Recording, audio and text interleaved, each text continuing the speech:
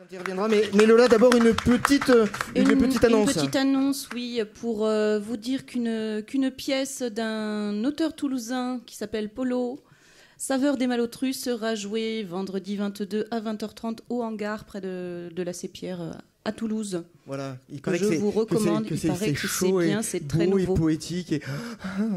Mais enfin, il y a des spectacles de marionnettes en même temps. Oui, écoute, il va falloir choisir, quoi. Lola, une dernière petite c'est chronique. encore moi. Ah oui.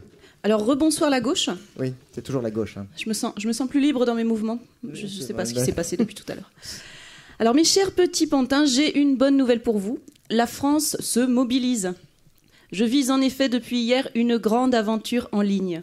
Et je ne parle pas seulement de ces beaux brins à forts pectoraux que j'attrape dans mes filets virtuels sur des sites spécialisés. Non, hier, j'ai signé une pétition sur Internet. Alors oui, mais des pétitions, il y en a des centaines, et pour défendre toutes les causes, bonnes et mauvaises, alors qu'est-ce que ça peut nous faire que tu aies signé un de ces machins, Lola, me demanderez-vous? Alors d'abord, je vous autorise pas à me tutoyer. Et ensuite, j'ai d'excellentes raisons de vous parler de cette cause en particulier. Alors, un peu moins. Cette pétition-ci vise à interdire le chalutage profond, ce qui est une bonne idée vu que la pratique de pêche en question est aussi destructrice que subventionnée par nos propres deniers. Donc j'ai signé et c'est là que l'aventure commence. Hier matin, l'association Bloom, à l'origine de cette pétition, avait péniblement rassemblé 10 000 signatures.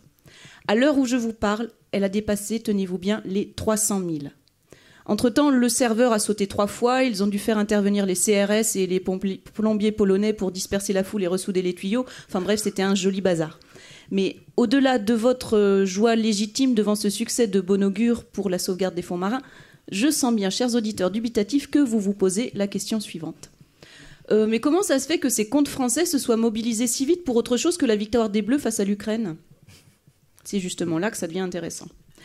Parce qu'à titre de comparaison, une autre pétition que j'ai signée et suivie, celle contre la hausse de la TVA sur les droits d'auteur, elle a fait 7000 signataires en 10 jours. Bon d'accord, les auteurs, tout le monde s'en fout, me direz-vous. Bah oui. Mais enfin, d'habitude, les fonds marins aussi, non? Oui. Et la réponse est simple. Si cette cause depuis hier récolte 10 signatures à la seconde, c'est grâce à Pénélope Bagieux, une dessinatrice de BD, qui a expliqué le phénomène du chalutage profond sur son blog de façon simple et grinçante. Sa petite BD a été relayée par d'autres sites, notamment le Huffington Post, et paf, 300 000 signatures. C'est fou comme 3 petits dessins peuvent contribuer à changer la face du monde, ou au moins à faire renaître un peu d'espoir dans nos cœurs assombris par la lecture de la page faits divers de la Dépêche du Midi. Alors justement, je voudrais en profiter pour remercier Pénélope pour son initiative et les jolies conséquences qu'elle a eues.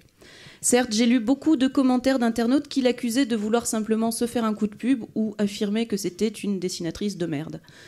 Pensez ce que vous voulez, messieurs les détracteurs, mais le résultat est là et je vous trouve bien bête de cracher dessus, bande de malpropres. Car s'il faut, pour rassembler les gens autour d'une cause, leur dessiner des petits Mickey dans des cases, alors allons-y, pourquoi pas?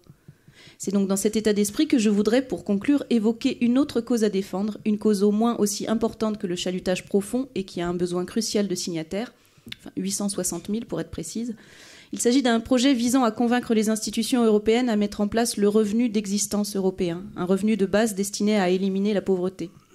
Alors dis, mademoiselle Pénélope, tu voudrais pas nous redessiner encore une petite pétition? Allez, bonsoir la gauche. Bravo. Lola Parabellum. Est-ce qu'on peut préciser que 860 000, c'est justement le nombre d'auditeurs de campus